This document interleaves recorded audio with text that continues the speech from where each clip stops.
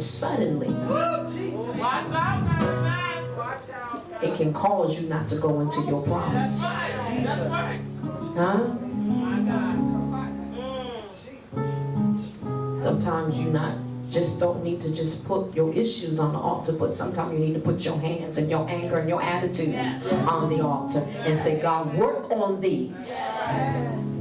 My Lord. I ain't talked to y'all this week. I don't need to talk to you. But I know I'm on your street. He allowed folk to cause him to hit when he was supposed to talk. Huh? He said, well, sometimes, talking don't solve it. When God gives you an instruction, it will. Oh, glory. That ain't the message today. But don't let nothing and no one cause you to strike when you're supposed to be speaking. Don't disqualify yourself for the promise. Don't limit the blessings of God in your life, and don't let it be said that you're limited because of your attitude and your actions. Moses was limited. He was able to stand up on a mountain and look over and see what he could have, but couldn't. Don't let people take you to a place that your spirit can't handle.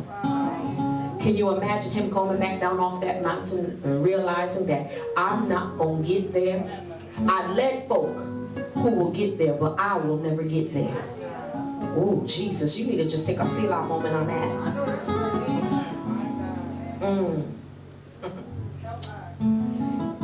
We're going to come out of the book of Job, chapter 8 today. But I just want to tell someone today that you can't run after God or the things of God with the wrong attitude on your life.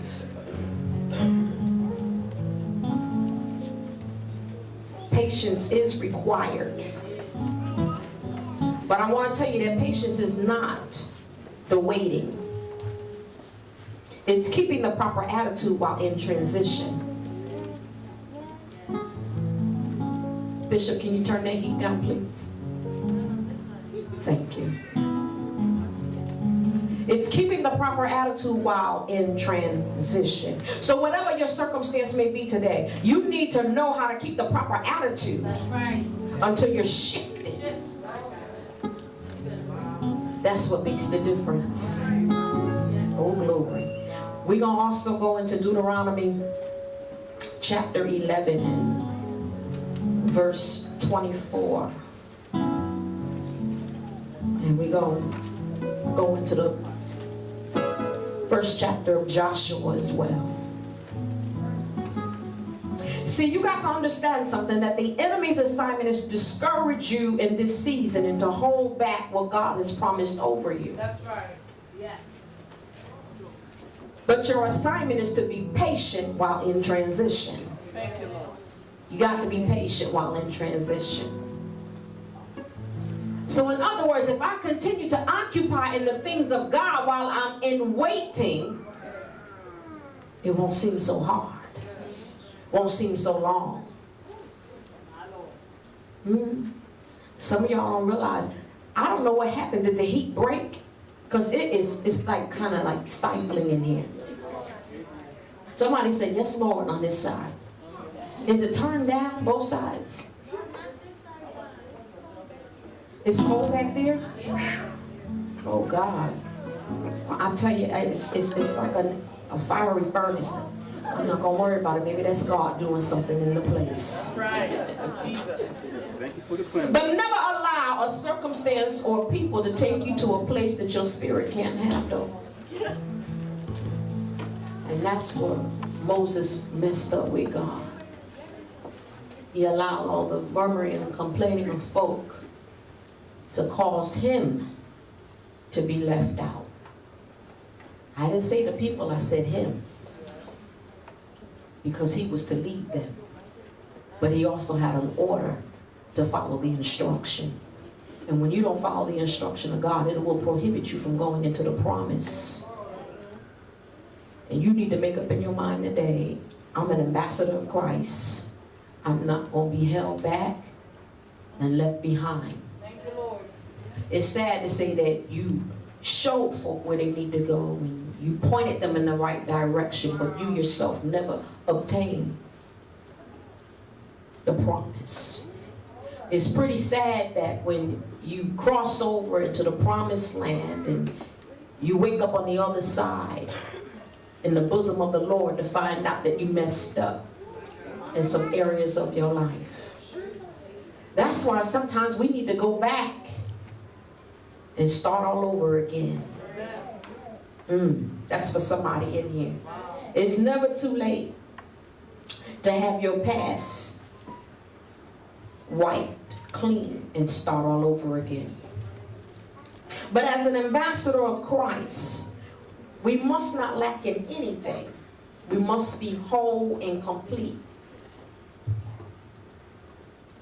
And then, because of the new creature that we are in God, we have been given a new nature to handle what seems to inconvenience us. Y'all looking at me like, where's she coming from now? See, no matter what your day might look like, God gives you enough grace to be able to handle what you're dealing with for that day.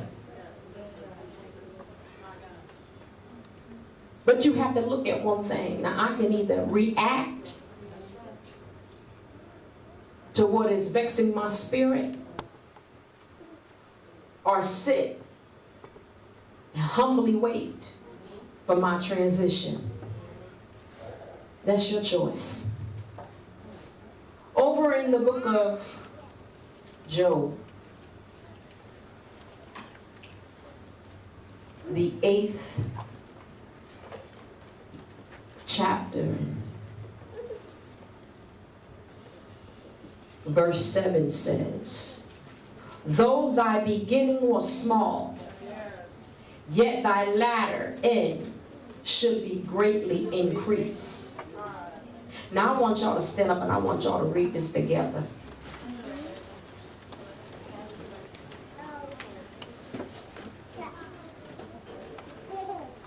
All together. Y'all ready? Let's go. Though thy beginning was small, yet thy latter end should be greatly increased. Y'all need to read that again. Y'all need to read that again. Though thy beginning was small, yet thy latter end should greatly increase. My God, you may be seated.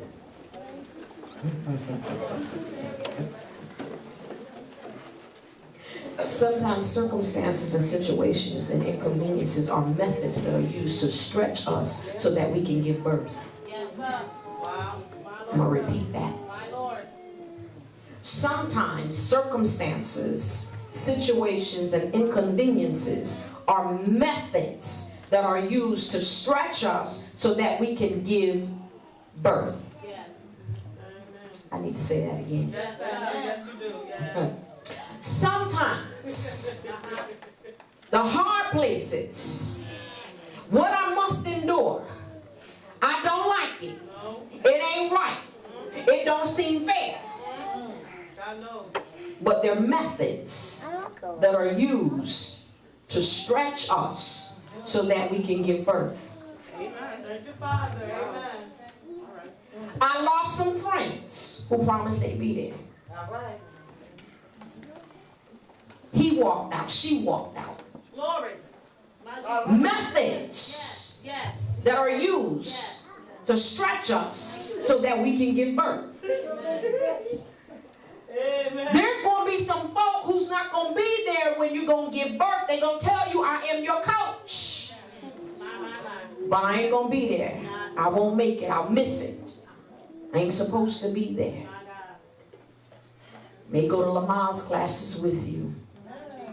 But when it's time for the baby to come, the baby ain't waiting on the instructor to get there when it's time to push it out. That's the truth. All Go right. ahead. Go ahead. Ooh, help us here, Holy Ghost. Over in the book of Joshua, 1st chapter. Oh God, I thank you.